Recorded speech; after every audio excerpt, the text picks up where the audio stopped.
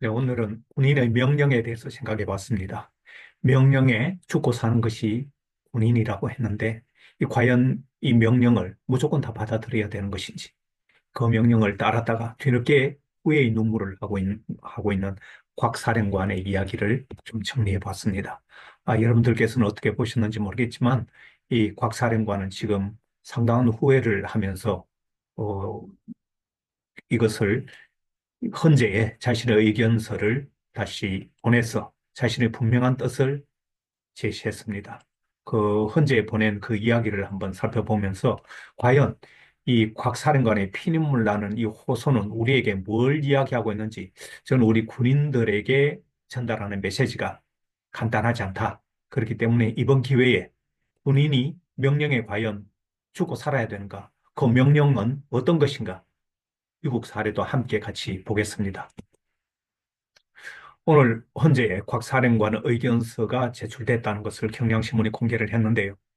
거기 보면 곽 사령관의 뒤늦은 후회와 분노가 있습니다. 군이 이용당했다는데 후회를 하고 있고 또 대통령의 거짓말이 거듭되는 데 대해서 상당한 분노를 하고 있는데요. 곽종건 전 사령관이 대통령님 정령 의원들을 끄집내라고 명령한 적이 없느냐. 곽 사령관의 이 이야기를 제가 이렇게 인용해 봤습니다. 이미 곽 사령관은 이 계엄이 있고 난 뒤에도 대통령이 문 부수고 들어가서 끌어내라고 했다는 걸 증언했고요. 국회에 나와서도 그런 얘기를 하고 이번에 헌재에 다시 이걸 정리해서 보냈는데 그의 핵심이 이렇습니다. 대통령님, 그날 밤 정녕 저에게 의사당의 의원들을 끄집어내라고 지시한 적이 없으십니까? 문을 깨서라도 들어가 의원들을 끄집어내라고 지시한 적이 없으십니까? 절규에 가까운 질문을 하고 있는 것이죠. 의견서의 핵심은 전체적으로 보면 과오를 자신이 인정하고 있습니다. 자신은 달게 법적 처벌을 받겠다. 그렇게 입장을 얘기하고 있고 제 명령에 적극적으로 따르지 않은 부하들이 나라를 살렸다.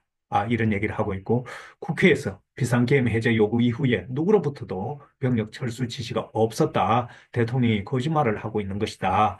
대통령의 거짓말은 저와 부하들을 두 번 죽이는 것이다. 이렇게 분노의 목소리를 헌재에 전달했습니다.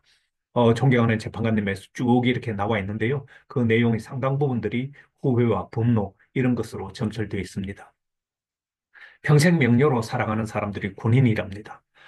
군인들은 자신의 명예를 지키기 위해서 어, 목숨까지도 내놓는 사람들인데 사령관을 거짓말쟁이로 만드는 윤 대통령은 사령관 한 개인에 대한 모욕이라기보다는 군 전체를 모욕한 국군 통수권자가 된 것입니다. 자신과 군을 두 번 죽이는 행태에 대해서 지금 곽 사령관이 분노하고 있고 자신에게 직접적으로 명령을 해놓고 끌어내라고 지시해놓고 국회에 해산하려는 게 아니었다. 이런 앞뒤가 맞지 않는 이런 이야기는 이미 여러 번 제적이 됐습니다. 하지만 곽 사령관이 이번에 재정리해서 헌재에 또한 제출한 것이죠. 곽 사령관하고 우리 장성들이 명심해야 될 사안이 있습니다. 미국의 사례인데요. 2020년도 트럼프 미국 대통령이 조지 플로이드 죽음에 항의하는 시위대가 백악관까지 몰려들면서 사태가 험악해지자 군대 출동을 명령을 경고했고 실제로 그런 지시를 했습니다.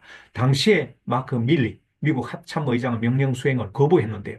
그 명령을 거부한 이유가 뭡니까?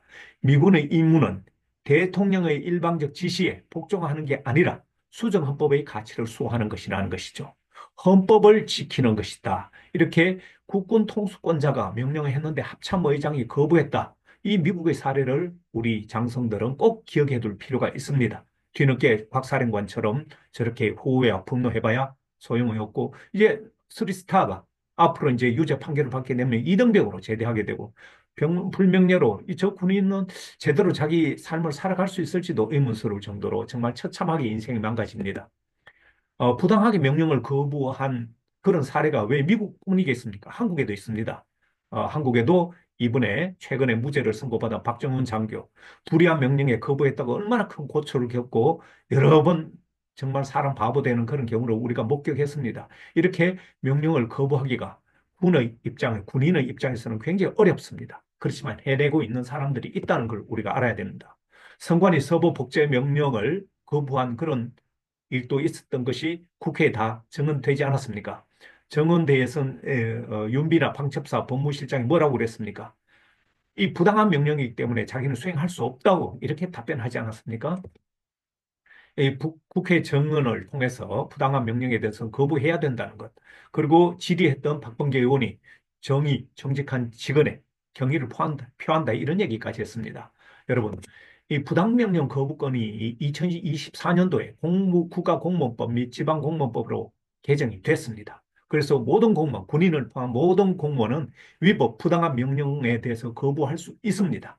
두 가지 전제 조건이 있죠. 명백한 위법성이 있고 부당한 사익을 추구하고 있다는 이 두 가지 조건을 생각할 때 부당한 사익 추구는 개인뿐만 아니라 부당한 집단, 부당한 그런 이 집단에 대한 사익 추구 이것도 포함됩니다. 이 두 개의 전제 조건을 채운다고 판단이 들면 얼마든지 거부할 수 있다는 것입니다.